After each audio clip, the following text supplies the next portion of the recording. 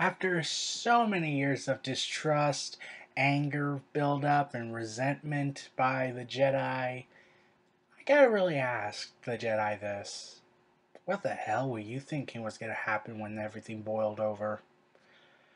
Anakin Skywalker is possibly the most manipulated Jedi and Sith throughout the entire Star Wars universe, and for good reason why he was so easily manipulated.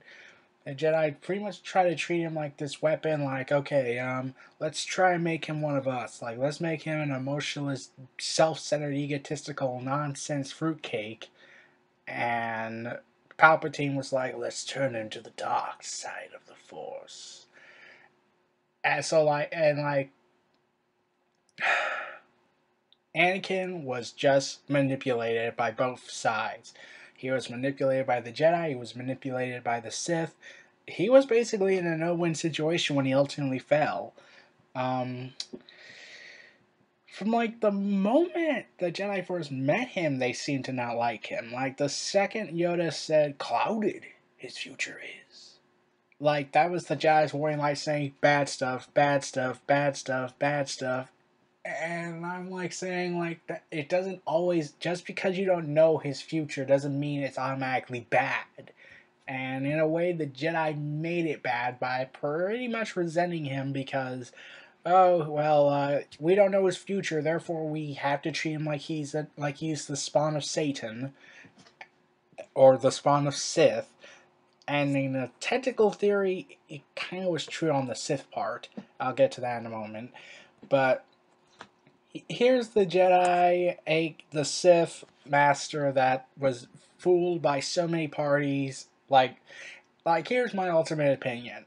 I don't really think Obi-Wan and him were really friends. It was more like, I have to do this because Obi-Wan is my master, therefore we kind of don't really have much of a brotherly friendship. And like how Anakin constantly complained about Obi-Wan in episode 2, saying he's overly critical, he never listens, and whatnot. Like, someone can make the argument, oh, that's just bad writing, but in my honest opinion, I really think that Obi-Wan thought they were friends, but Anakin pretty much begrudgingly had to deal with him. Like, he had no choice. Like, Qui-Gon was killed, and he had to get another master, or else they would not train him because he was therefore too old. And I use this in quotations because I called BS on that. Like, seriously, here's this kid that you think is the chosen one, and let's say, for the sake of argument, what if he was too old? Then we can't train him. Even though that makes no sense. Like you never really explained why is he too old. Like, that doesn't really explain anything. Like, why is he too old? Why can't you train him at a specific age? I didn't know you had to kidnap him as a child in order to do that. Like, I constantly getting heavily involved in that statement, like this was informal kidnapping. But, like, and like some people would argue, and some people could argue, well, why can't Anakin just leave? Because where else is he supposed to go? Like, yeah, he has Amidala at that time when he was still a Jedi, but really, where else did he go? I think Anakin wanted to change the Order for the better, but he was just one guy. You need a whole bunch of people to change the Order, spread it like an influenza virus. Like, it needs to spread like a disease, pretty much. But this disease is technically a cure because the Jedi Order needed a heavy dose of change. So really, how is he alone gonna change the order? Like, if Qui-Gon was still alive, then maybe they had a chance to change the order. But ultimately, he was just one guy. While he had Ahsoka, let's be honest about her, she was also used by the Order. Basically, it was revealed in the Star Wars Clone Wars movie that Yoda and Obi-Wan set Ahsoka up to partner up with Anakin, so Anakin would be a better Jedi and be more close to the Jedi Code.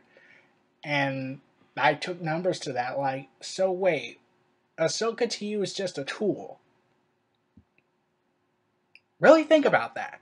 The most loved character in Star Wars is a tool to the Jedi Council. And considering how it all ended, I wouldn't be surprised if that was true. But I really don't know what to think about this. It's like Anakin's the most tragic flawed character I've ever seen. Like, he's been used, he's been manipulated, he's been fooled, and he's the only one that I knew would say, hey, if you're in the crossfire, I'll come and join you. Like, he's loyal, he thought the Jedi should help all life. And here's something I took interest in. There was I think it's explained in the expanded universe that the Jedi may have known that Anakin's mother was dying, but they told him to shrug it off. And I always took number to that. Like, why do you want that to happen? You want the mother to die because you don't want him to have an attachment, even though he was born a slave and therefore he knows the only source of happiness he ever got during his time as a slave. Like, Qui-Gon's dead, so he can't get that happiness from the Order. So, like, the Order kind of treated him like this stepchild that no one cares about for some strange reason. And and like, yeah, I said that wrong. But they treat him like this kid that no one cares about because, well, he's different from us. He beats to his own drum. Therefore, we must judge him, must treat him harshly, and therefore, he will be a better person because of it.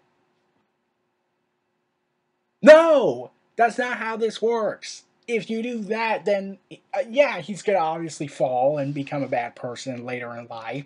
But, like seriously, like, he had a fatherly relationship pretty much with Palpatine, so really, the Jedi screwed themselves with him. Like, he didn't fall because of them; they fell because of their own arrogance. But and then later on, you get the character of Darth Vader. I'll get to that in a moment as well. But I never really thought Obi-Wan and Anakin were really like brothers. Like, they more like Obi-Wan thought so. Anakin, I was like, oh my god, I can't take this guy, but I have to work with him. Like, as much as it's shown in the Clone Wars series that yes, there is a brotherly relationship, part of me just thinks that's not really the case. Like, Obi-Wan always thought, let's keep Anakin in the dark. Let's not tell him anything, even though this information could be very important and therefore he doesn't do anything rash.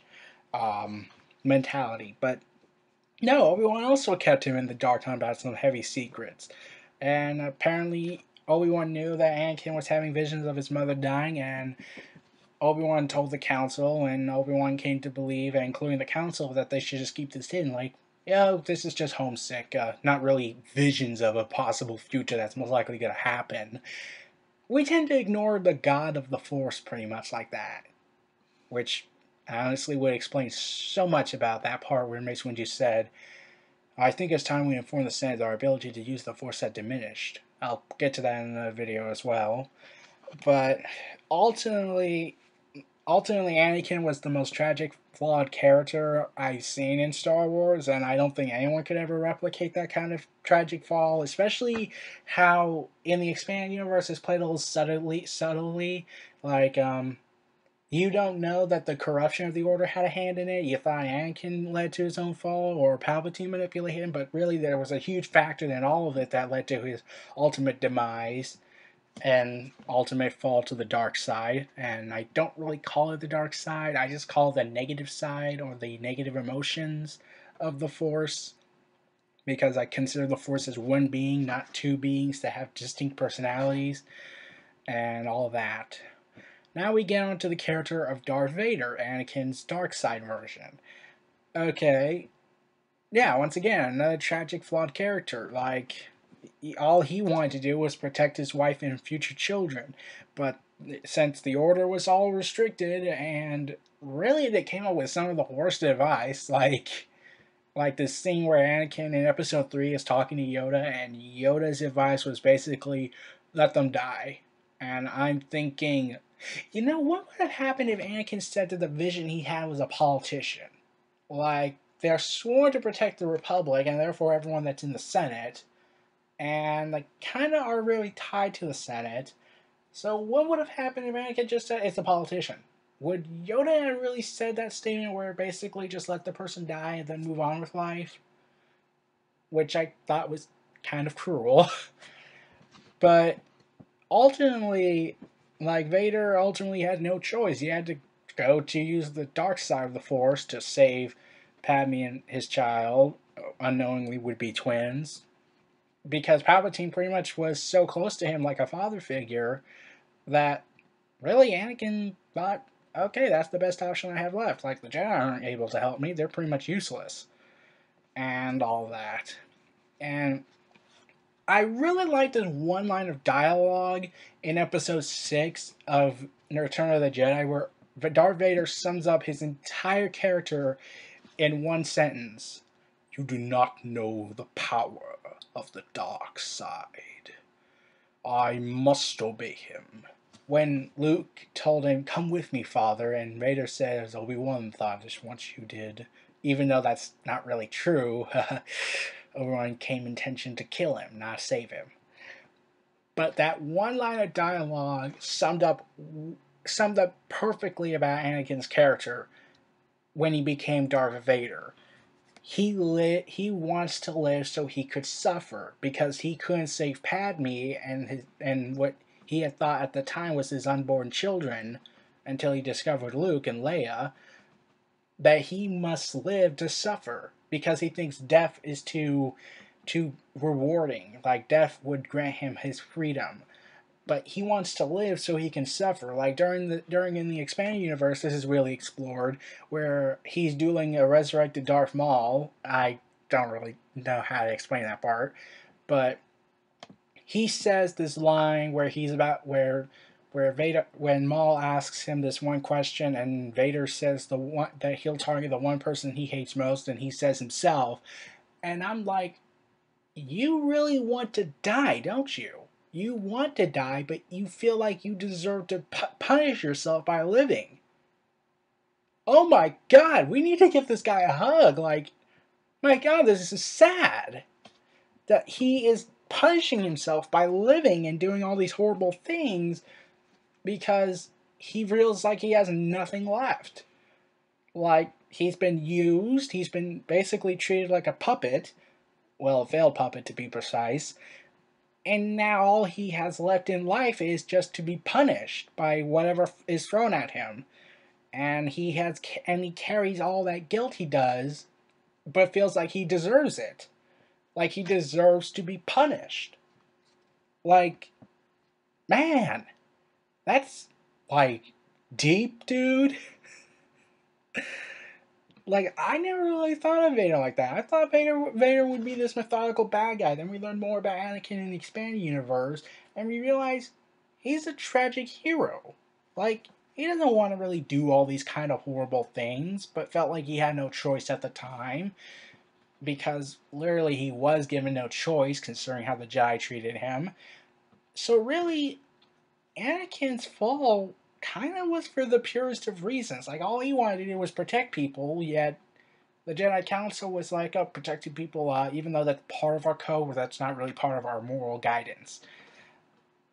It's kind of really, going to really think about it, it's really kind of symbolically thinking like he wanted to do good, and the Jedi Council was pretty much no, so he didn't have the resources, and people would. And he said he always felt like he wanted to walk away from the Jedi Order.